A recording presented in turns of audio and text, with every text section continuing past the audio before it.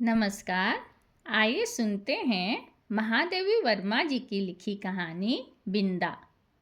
भीत सी आंखों वाली उस दुर्बल, छोटी और अपने आप में सिमटी सी बालिका पर दृष्टि डालकर मैंने सामने बैठे सज्जन को उनका भरा हुआ प्रवेश पत्र लौटाते हुए कहा, आपने आयु ठीक नहीं भरी है, ठीक कर दीजिए, नहीं तो पीछे कठिनाई पड़ेगी। नहीं, यह तो गत आषाढ़ में 14 की हो चुकी है। सुनकर मैंने कुछ विस्मित भाव से अपनी उस भाई विद्यार्थिनी को अच्छी तरह देखा, जो 9 वर्षीय बालिका के सरल चंचलता से शून्य थी और 14 वर्षीय किशोरी के सज्जल उत्साह से अपरिचित। उसकी माता के संबंध में मेरी जिज्ञासा स्वागत न रहकर स्पष्ट प्रश्न ही बन गई होगी, क्योंकि दूसरी ओर से कुंठित उत्तर मिला, मेरी दूसरी पत्नी है और आप तो जानती ही होंगी। और उनके वाक्य को अधसुना ही छोड़कर मेरा मन स्मृतियों की चित्रशाला में 2 युगों से अधिक समय की भूल के नीचे दबे बिंदा या बिंदेश्वरी के धुंधले चित्र पर उंगली रखकर कहने लगा, ज्ञात है, अवश्य ज्ञात है। बिंदा मेरी उस समय की बाल्य सखी थी जब मैंने जीवन और मृत्यु का अमिट अंतर जान नहीं पाया था। अपने नाना और नानी के स्वर्ग गमन की चर्चा सुनकर मैं बहुत गंभीर मुख और आश्वस्त भाव से घर भर को सूचना दे चुकी थी कि जब मेरा सिर कपड़े रखने की अलमारी को छूने लगेगा तब मैं निश्चय ही एक बार उनको देखने जाऊंगी। न मेरे इस पुष्य संकल्प का विरोध करने की किसी को इच्छा हुई और न मैंने एक बार मरकर कभी न लौट सकने का नियम जाना।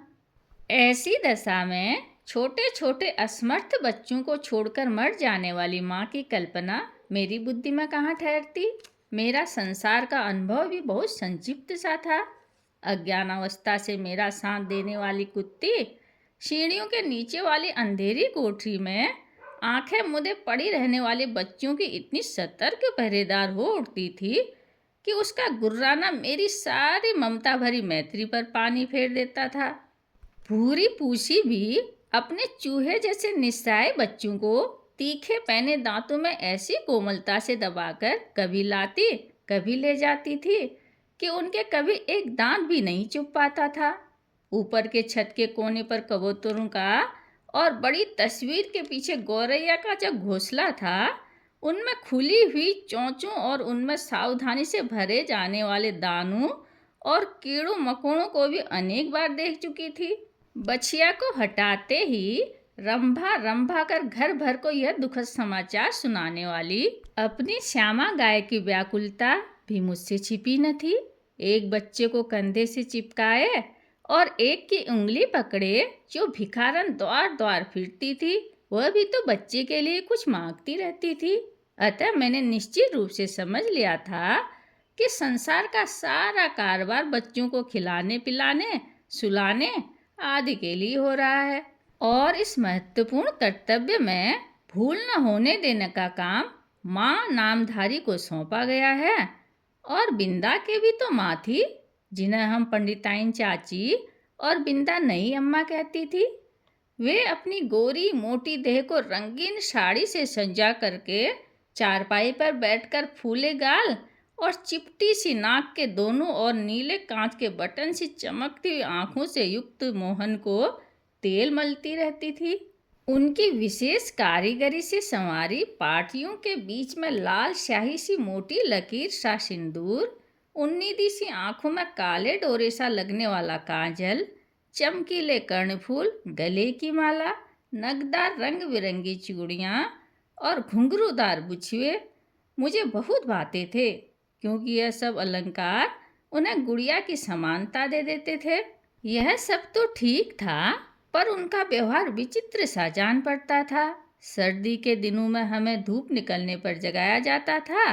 गर्म पानी से मुंह धुलाकर मोजे जूते और ऊनी कपड़ों से सजाया जाता था और मना मना कर गर्म दूध पिलाया जाता था।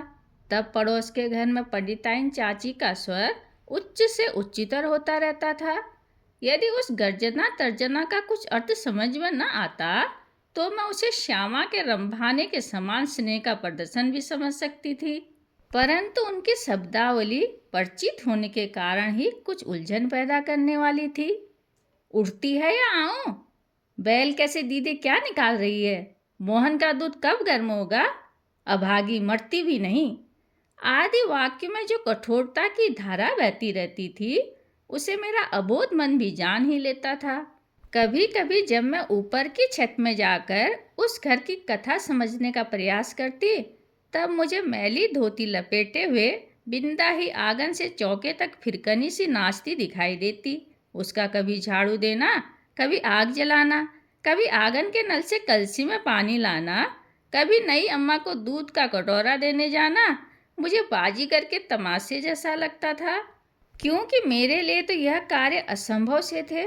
पर जब यह विस्मित कर देने वाली कौतुक की उपेक्षा कर पंडिताइन चाची का कठोर स्वर गूंजने लगता, जिसमें कभी कभी पंडित जी की घुड़की का पुट भी रहता था, तब न जाने किस दुख की छाया मुझे घेरने लगती थी, जिसकी सुशीलता का उदाहरण देकर मेरे नटखटपन को रोका जाता था।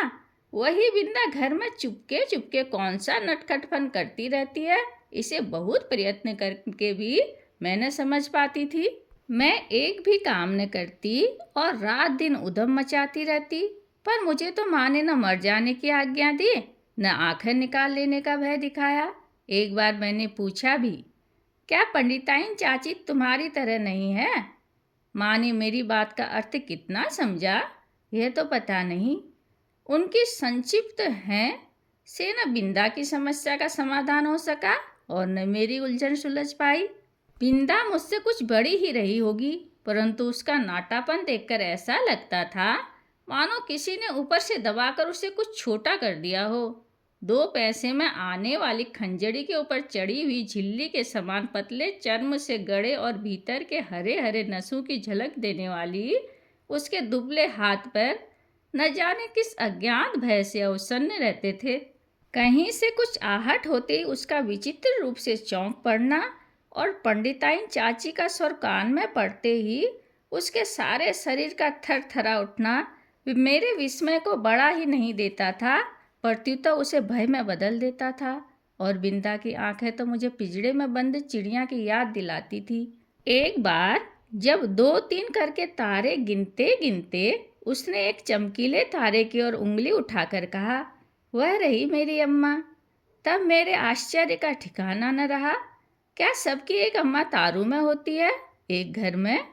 पूछने पर बिंदा ने अपने ज्ञान कोष से कुछ कण मुझे दिए और तब मैंने समझा कि जिस अम्मा को ईश्वर बुला लेता है वह तारा बनकर ऊपर से बच्चों को देखती रहती है, और जो बहुत सज धज कर घर में आती है वह बिंदा की नई अम्मा जैसी होती है। मेरी बुद्धि सहज ही पराजय स्वीकार करना नहीं जानती। इसी से मैंने सोचकर कहा, तुम नई अम्मा को पुरानी अम्मा क्यों नहीं कहती? फिर वे न नई रहेंगी और न डांटेंगी। बिंदा को मेरा उपाय कुछ जचा नहीं, क्योंकि वह तो अपनी पुरानी अम्मा को खुली पालकी में लेटकर जाते और नई को बंद पालकी में बैठकर आते देख चुकी थी। अतः किसी को भी पदच्युत करना उसके लिए कठिन था। पर उसकी कथा से मेरा मन तो सचमुच आकुल हो उठा। अतः उसी रात को माँ को मैंने बहुत अनुनयपूर्वक कहा, तुम कभी तारा न बनना, चाहे भगवान कितना ही चमकीला तारा बनावे। माँ बेचारी मेरी विचित्र मुद्रा पर विस्मित होकर कुछ बोल भी न पाई थी कि मैंने अकुंठित भाव से अपना आशय प्रकट कर दिया।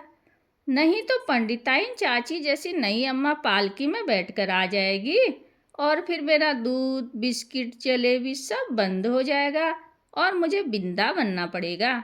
माँ का उत्तर तो मुझे स्मरण नहीं, पर इतना याद है कि उस रात उनकी धोती का छोर मुट्ठी में दबाकर ही मैं सो पाई थी। बिंदा के अपराध तो मेरे लिए अज्ञात थे, पर पंडिताइन चाची के न्यायालय से मिलने वाले दंड के सब रूपों से मैं परिचित हो चुकी थी। गर्मी की दोपहरी में मैंने बिंदा को आंगन की जलती धरती पर बार बार पैर उठाते और रखते घंटों खड़े देखा था। चौके के खंबे से दिन भर बंधा पाया था और भूख से मुरझाए मुख के साथ पहरू नई अम्मा और खटोले में सोते हुए मोहन पर पंखा झलते देखा था। उसे अपराध का ही नहीं, अपराध के अभाव का भी दंड सहना पड़ता था। इसी से पंडित जी की थाली में पंडिताइन चाची का ही काला मोटा और घुंघराला बाल निकलने पर भी दंड बिंदा को मिला। उसके छोटे छोटे हाथों से धुल न सकने वाले उलझे तेलहीन बाल भी अपने स्वाभाविक भूरेपन और कोमलता के कारण मुझे बड़े अच्छे लगते थे। जब पंडिताइन चाची की कैंची ने उन्हें कूड़े के ढेर पर बिखराकर उसके स्थान को बिल्ली की काली धारियों जैसे रेखाओं से भर दिया तो मुझे रुलाई आने लगी। पर बिंदा ऐसे बैठी रही मानो सिर और बाल दोनों नई अम्मा के ही हों। और एक दिन याद आता है, चूल्हे पर चढ़ाया दूध उफना जा रहा था। बिंदा ने नन्हे नन्हे हाथों से दूध की पतीली उतारी अवश्य, पर उसकी उंगली से छूटकर गिर पड़ी। खोलते दूध से जले पैरों के साथ दरवाजे पर खड़ी बिंदा का रोना देख मैं तो हदबुद्धी सी हो रही। पंडिताइन चाची से कहकर वह दवा क्यों नहीं लगवा लेती, यह समझना मेरे लिए कठिन था। उस पर जब बिंदा मेरा हाथ अपनी जोर से धड़कते हुए हृदय से लगाकर कहीं छिपा देने की आवश्यकता बता देने लगी, तब तो मेरे लिए सब कुछ रहस्यमय हो उठा। उसे मैं अपने घर में खींच लाई अवश्य, पर न ऊपर के खंड में माँ के पास ले जा सकी और न छिपाने का स्थान खोज सकी। इतने में दीवारें लाकर आने वाली पंडिताइन चाची के उग्र स्वर के भय ने हमारी दिशाएं रौंद दी। इसी से हड़बड़ाहट में हम दोनों उस कोठरी में जा घुसी जिसमें गाय के लिए घास भरी जाती थी। मुझे तो घास की पत्तियां भी चुभ रही थी, कोठरी का अंधकार भी कष्ट दे रहा था। पर बिंदा अपने जले पैरों को घास में छिपाए और दोनों ठंडे हाथों से मेरा हाथ दबाए ऐसे बैठी थी मानो घास का चुभता हुआ ढेर रेशमी बिछौना बन गया हो। मैं तो शायद सो गई थी, क्योंकि जब घास निकालने के लिए आया हुआ गोपी इस अभूतपूर्व दृश्य की घोषणा करने के लिए कोलाहल मचाने लगा, तब मैंने आंखें मलते हुए पूछा, क्या सवेरा हो गया? माँ ने बिंदा के पैरों में तिल का तेल और चूने का पानी लगाकर जब अपने विशेष संदेशवाहक के साथ उसे घर भिजवा दिया, तब उसकी क्या दशा हुई यह बताना कठिन है। पर इतना तो मैं जानती हूँ कि पंडिताइन चाची के न्याय विधान में क्षमा का स्थान न था, न अपील करने का अधिकार। फिर कुछ दिन मैंने बिंदा को घर आंगन में काम करते नहीं देखा। उसके घर जाने से माँ ने मुझे रोक दिया था, पर वे प्राय कुछ अंगूर और सेब लेकर वहाँ हो आती थी। बहुत खुशामद करने पर रुकिया ने बताया कि उस घर में महारानी आई है, क्या वे मुझसे नहीं मिल सकती? पूछने पर वो मुंह में कपड़ा ठूंसकर हंसी रोकने लगी। जब मेरे मन का कोई समाधान न हो सका, तब मैं एक दिन दोपहर को सभी की आंखें बचाकर बिंदा के घर पहुंची। नीचे के सुनसान खंड में बिंदा अकेली एक खाट पर पड़ी थी। आंखें गड्ढे में धंस गई थी, मुखदानों से भरकर न जाने कैसा हो गया था, और मैली सी चादर के नीचे छिपा शरीर बिछौने से भिन्न ही नहीं जान पड़ता था। डॉक्टर, दवा की शीशियाँ, सिर पर हाथ फेरती माँ और बिछौने के चारों ओर चक्कर काटते बाबूजी के बिना भी बीमारी का अस्तित्व है, यह मैं नहीं जानती थी। इसी से उस अकेली बिंदा के पास खड़ी होकर मैं चकित सी चारों ओर देखती रह गई। बिंदा ने ही कुछ संकेत और कुछ अस्पष्ट शब्दों में बताया कि नई अम्मा मोहन के साथ ऊपर खंड में रहती है, शायद चेचक के डर से सवेरे शाम बरौनी आकर उसका काम कर जाती है। फिर तो बिंदा को देखना संभव न हो सका, क्योंकि मेरे इस आज्ञा उल्लंघन से माँ बहुत चिंतित हो उठी। एक दिन सवेरे ही रुकिया ने उनसे न जाने क्या कहा कि वे रामायण बंद कर बार बार आंखें पोंछती बिंदा के घर चल दी। जाते जाते वह मुझे बाहर न निकलने का आदेश देना नहीं भूली थी। इसी से इधर उधर से झांक कर देखना आवश्यक हो गया था। रुकिया मेरे लिए त्रिकालदर्शी से कम न थी, परंतु वह विशेष अनुनय विनय के बिना कुछ बताती ही नहीं थी, और उससे अनुनय विनय करना मेरे आत्मसम्मान के विरुद्ध पड़ता था। अतः खिड़की से झांककर मैं बिंदा के दरवाजे पर जमा हुए आदमियों के अतिरिक्त और कुछ न देख सकी, और इस प्रकार की भीड़ से विवाह और बारात का जो संबंध है उसे मैं जानती थी। तब क्या घर में विवाह हो रहा है और हो रहा है तो किसका, आदि प्रश्न मेरी बुद्धि की परीक्षा लेने लगे। पंडित जी का विवाह तो तब होगा जब दूसरी पंडिताइन चाची भी मरकर तारा बन जाएंगी और बैठ न सकने वाले मोहन का विवाह संभव नहीं। यही सोच सोचकर मैं इस परिणाम तक पहुंची कि बिंदा का ही विवाह हो रहा है और उसने मुझे बुलाया तक नहीं। इस अचिंत्य अपमान से आहत मेरा मन सब गुड़ियों को साक्षी बनाकर बिंदा को किसी भी शुभ कार्य में न बुलाने की प्रतिज्ञा करने लगा। कई दिन तक बिंदा के घर में झांक झांक कर जब मैंने माँ से उसके ससुराल से लौटने के संबंध में प्रश्न किया, तब पता चला कि वह तो आकाशवासिनी अम्मा के पास चली गई। उस दिन से मैं प्राय चमकीले तारे के आसपास फैले छोटे तारों में बिंदा को ढूंढती रहती, पर इतनी दूर से पहचानना कहाँ संभव था। तब से कितना समय बीत चुका है, पर बिंदा और उसकी नई अम्मा की कहानी शेष नहीं हुई। कभी हो सकेगी या नहीं, इसे कौन बता सकता है। धन्यवाद।